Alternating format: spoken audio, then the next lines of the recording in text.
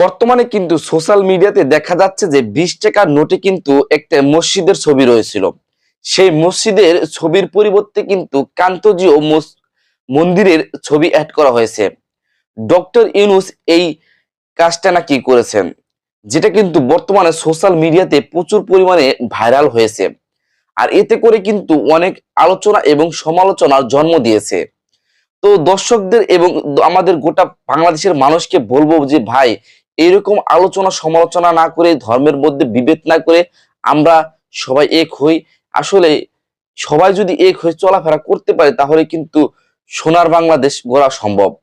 তো বিভেদ না করে অবশ্যই কিন্তু আমাদের এই সরকারের পাশে থাকা দরকার।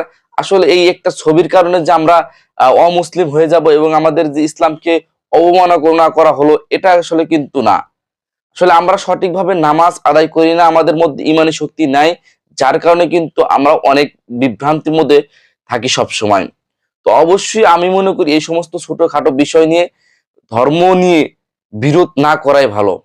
তাহলে কিন্তু আমরা সঠিকভাবে চলতে পারবো এবং সোনার বাংলাদেশ গড়তে পারবো।